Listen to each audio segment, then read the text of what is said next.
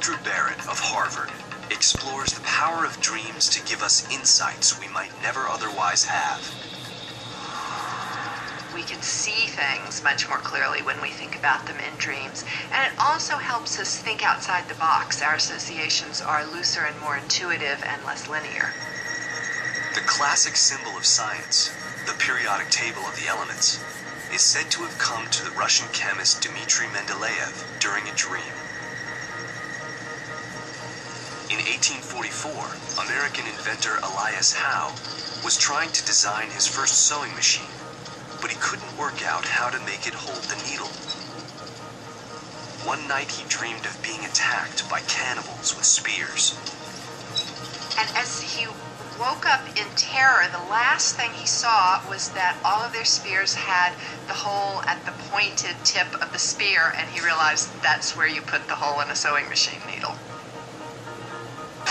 And the story goes that Dr. Frankenstein and his monster were dreamed up by Mary Shelley. Or were they? Not everyone agrees. Many of the claims about great discoveries during dreams are very hard to document. But what we always have to remember is these people were intensely thinking about these issues. So there may have been some discoveries based on reflecting on dreams. But that is waking consciousness reflecting on the dream.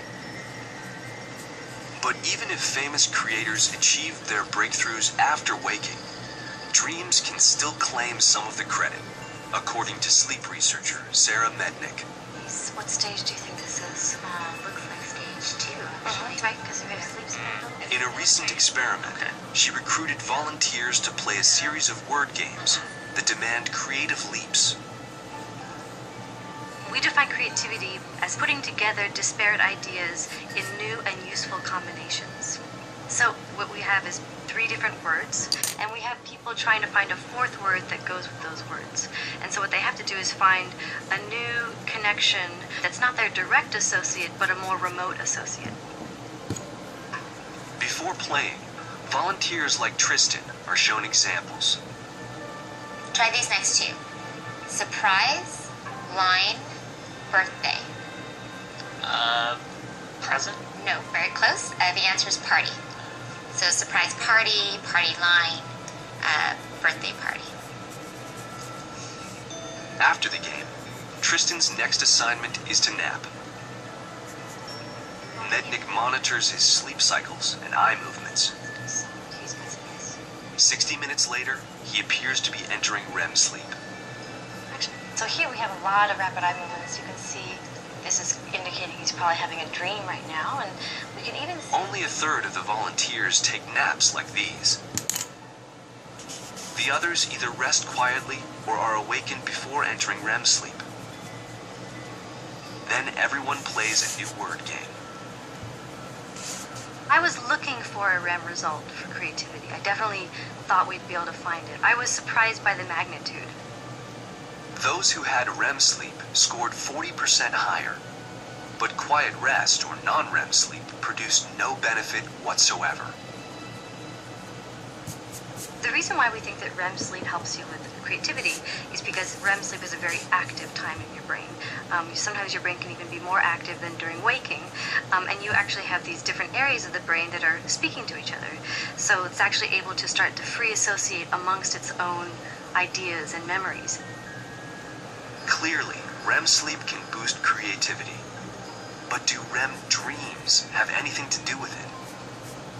The dreams that we have during REM sleep, they're very wild, they're very fanciful, they're clearly the brain having a period of loose associations where you're able to put connections together between new and old ideas, finding new solutions to new problems.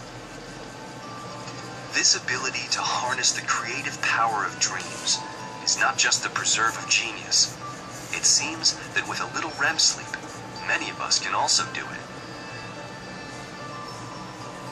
Just say to oneself, I want to dream about X tonight as you're drifting off to sleep. And in my research, I find that about 50% of people can do that if they just practice that for a brief period of time. And about half will get an answer that is really gratifying to whatever the issue is. course, sometimes we get the dreams we least hope for. But these may be the most valuable ones of all.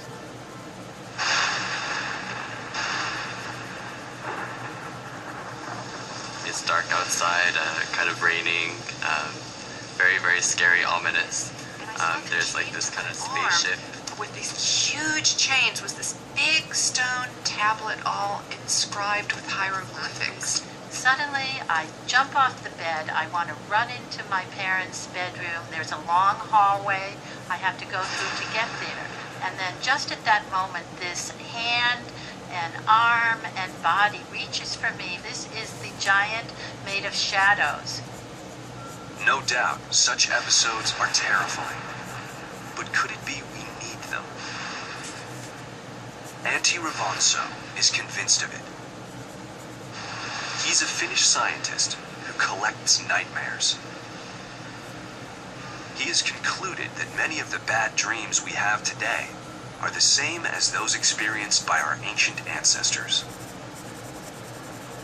Well, it's pretty certain that our ancestors did dream, because dreaming seems to be biologically programmed into our brain, and the brain that our ancestors had was pretty much identical with our brain.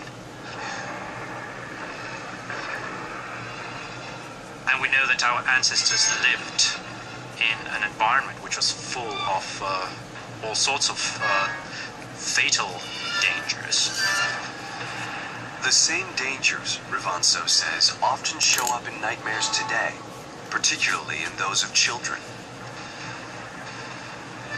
There was one wolf, and he started chasing me, and I ran and ran and ran, and afterwards he stopped for a minute and barked, and then another wolf came, and another and another and another, and then in the end there was a whole pack of wolves with big long teeth, and they were very, very hairy and big and scary, and they started chasing me.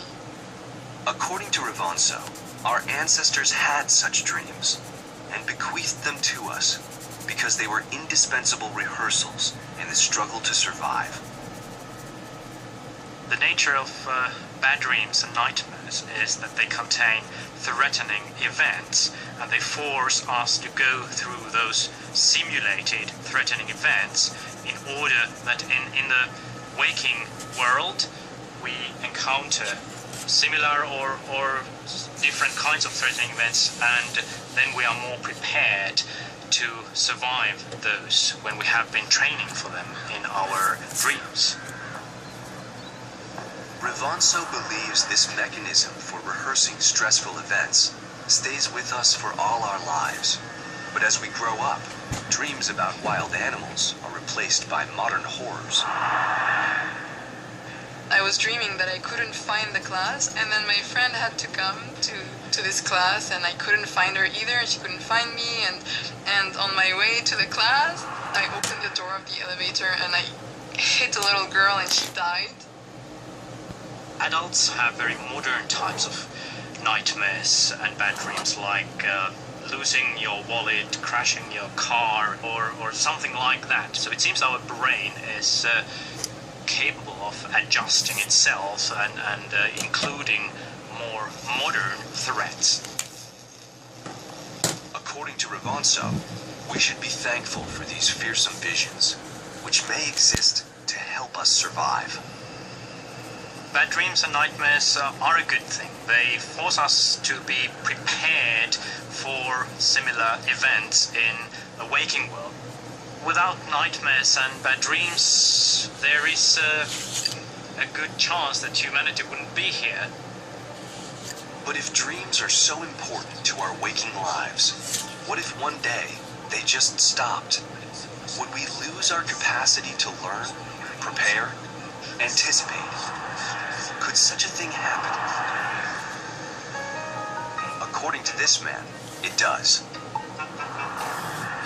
I've frequently found when I ask patients after they've sustained strokes, for example, whether they're dreaming or not, initially they're not entirely sure. And then it's in the following days, because they're now paying attention to their dreams, that they report to me with increasing confidence that they're no longer dreaming. True, many of us say we don't dream, when in fact we just can't remember doing it. But Mark Solms is convinced that the rare individuals he studies really have nothing to remember. One of these is Heather Jones, who lost her dreams 3 years ago after a stroke. Before my stroke, I definitely was somebody that had lots of dreams. After my stroke, it was just literally going to sleep. It was like going into a blankness. It's almost as if you're just absent for a while. There was just not that same sense in the sleep or when I was waking up that I'd been dreaming. There was no memory of dreams and no sense of having been dreaming. But it was damage to a part of Heather's brain, the parietal lobe, which convinced Solms she really wasn't dreaming.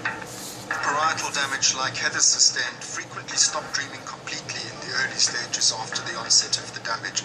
That's because the parietal lobes serve the purpose of combining our different senses, hearing and vision and touch, all come together there, and the imaginary space that we're living in during our dreams is generated in that part of the brain, so if it's damaged you can't dream. So does going dreamless have consequences? Apparently, though they don't seem particularly dire. I could go to sleep very easily. I wasn't having what I would call good quality sleep. At night, probably waking several times through the night, so I wasn't getting a continued sort of period of sleep. When I woke up, I just felt tired still. The relationship between sleep and loss of dreaming is in fact something I'm busy researching at the moment. Our preliminary findings suggest that these non-dreaming patients fall asleep perfectly easily, but then they keep on waking up throughout the night. In fact, particularly during REM sleep, it's almost as if when you might have expected that they would be dreaming, they wake up. Decades after the discovery of REM sleep, scientists are beginning to understand how dreams affect our lives. But they are also grappling with another intriguing question. Do dreams mean anything? I descended from the sky onto this sort of beautiful fairy tale planet. I had a flat cardboard box, you know, the ones that you assemble together. And I took it up to this pyramid, and it had a severe drop at one end. And I put it together, and then I jumped down off the pyramid in the box and hit the pavement. But the strange thing was it didn't actually hurt. I was playing in my room with my sister, and then I was about to go outside, and my mum said, "Keep your head up because there's a witch about."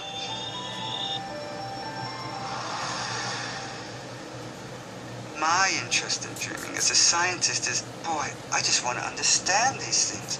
It's just so interesting and so exciting. People intuitively know that there's something about their dreams that is meaningful. People are endlessly fascinated by dreams. The belief that dreams mean something remains central to many cultures. Deep in the forests of northern Canada live the Atikamekw people.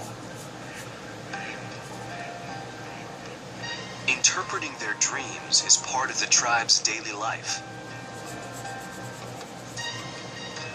Each morning, members of the community gather in dream circles like this one. The dreamers speak. The elders draw on folklore to interpret what they hear.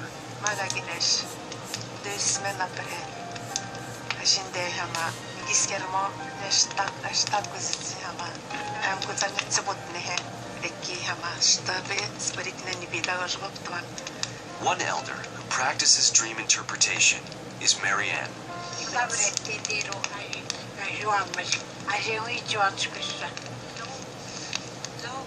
Pauline acknowledges her son's drug addiction and then describes a second dream.